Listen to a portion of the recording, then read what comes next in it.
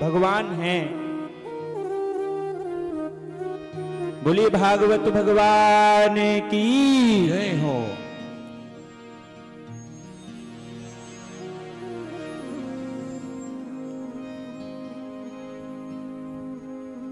तो वेद व्यास जी ने जो भागवत महापुराण की रचना की है, उसका जो प्रारंभ होता है मुख्यतः परीक्षित की कथा से होता है, परीक्षित जन्म से, जहां पांडवों का और कौरवों का युद्ध चल रहा था। अंत में भीम ने दुर्योधन को परास्त कर दिया, वो युद्ध भूमि में पड़ा है, उसकी जंगा तोड़ दी है, तड़प रहा है। गुरु द्रोणाचार्य का पुत्र अश्वत्थामा दुर्योधन को अपना मित्र मानता है, आता है, देखता है तो पूछता है कि मित्र, ये तुम्हारी हालत किसने की, किसने ऐसा किया? और मैं तो तुमसे पहले ही कहता था कि मुझे अपनी सेना का सेनापति बनाओ, मैं इन पांडवों को एक दिन में ही हरा दूंगा, लेकिन आपने मेरी एक नहीं सुनी।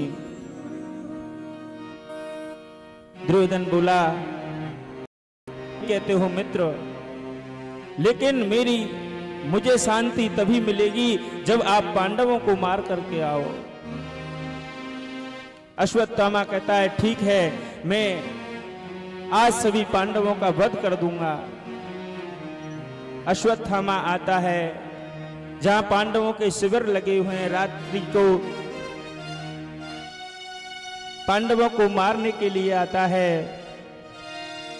लेकिन जिसकी रखवाली मेरा गोविंद करता है, कन्हैया करता है, उसका कोई क्या बिगाड़ सकता है।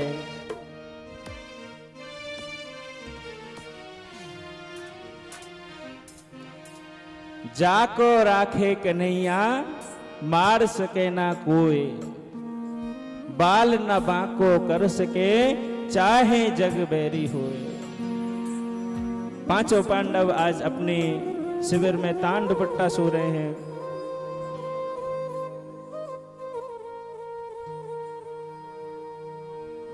लेकिन भगवान कृष्ण गोविंद उनकी रखवाली में खड़े हैं। अर्धरात्रि का समय है, अचानक से एकदम से अर्जुन की नींद खुलती है, तो वो देखते हैं कि भगवान हमारे शिविर के बाहर में घूम रहे हैं, टहल रहे हैं। अर्जुन आते हैं, हे प्रभु, क्या आपको निद्रा नहीं आ रही? तो भगवान थोड़ा व्यंग करते हुए बोलते हैं, हाँ, इस युद्ध भूमि में, युद्ध क्षेत्र में तुम्हें नींद आ रही होगी, मुझे कहां से नींद आए? तो अर्जुन कहते हैं, प्रभु, हम तो बिल्कुल चैन से सो रहे हैं। क्यों?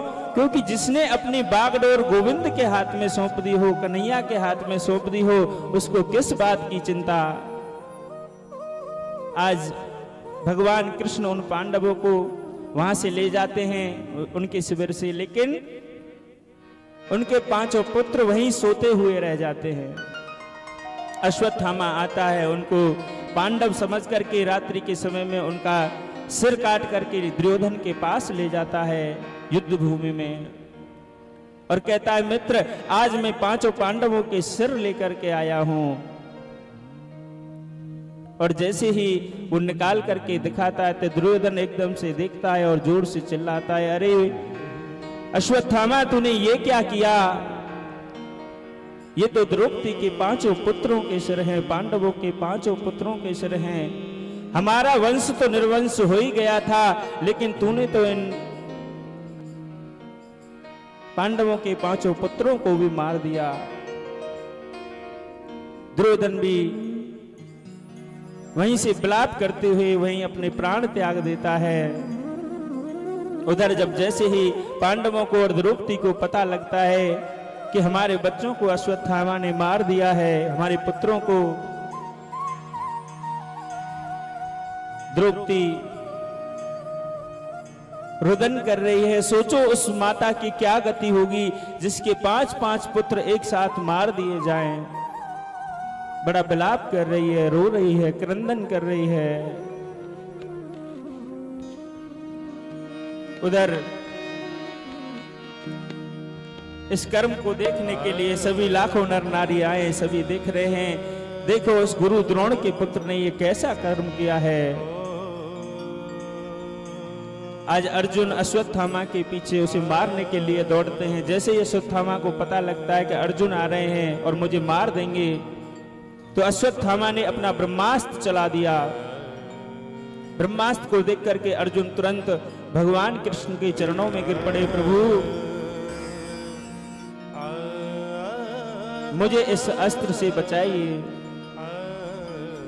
तो भगवान कहते हैं कभी कांटे को कांटे से ही निकाला जाता है, विष की दवाई विष होती है।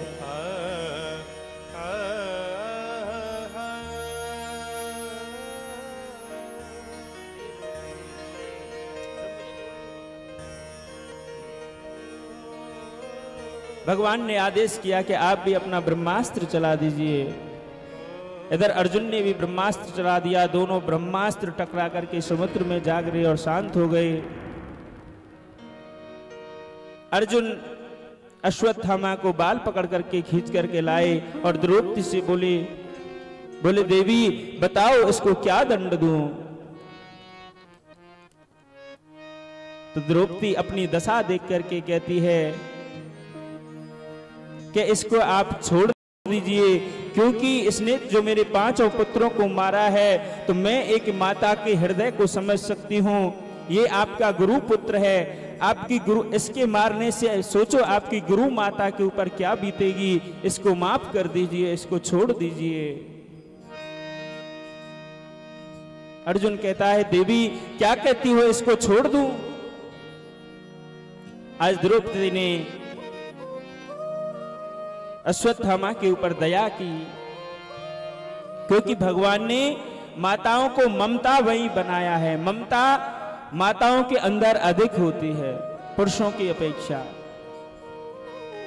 माताएं करुणामयी दयामयी होती हैं। कोई थोड़ा सा आराम से, कोई बाहर का आदमी जिसको आज तक जानती नहीं है, देखा नहीं है, अगर वो भी आकर के माताओं के सामने गिड़गिड़ाए, अपनी बात रखे, 2 रोटी मांगे, कुछ भी मांगे, तो माताओं का जो मन है, दिल है, वो जल्दी द्रवित होता है।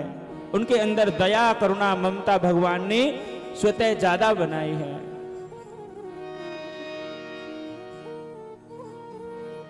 आज द्रौपदी कि इसी ममता ने अश्वत्थामा को क्षमा कर दिया है। कहती हैं कि इसको मारने मेरे 5 पुत्र वापस थोड़ी आ जाएंगे, इसको मारने से हमें क्या मिलेगा। लेकिन अर्जुन कहते हैं देवी मैं इसको माफ नहीं करूंगा। भगवान की तरफ देखते हैं, प्रभु इसका क्या करें। भगवान भी कहते हैं कि ये ब्राह्मण है और ब्राह्मण का किसी भी स्थिति में वध नहीं करना चाहिए, मारना नहीं चाहिए। लेकिन इसने भी हत्या की है, बाल हत्या की है। कोई बाल हत्यारा हो तो उसको क्षमा नहीं करना चाहिए। सब भगवान की तरफ देखते रह गए। कहते हैं प्रभु कहते हैं कि ब्राह्मण का वध नहीं करना चाहिए और बाल हत्यारे को छोड़ना नहीं चाहिए।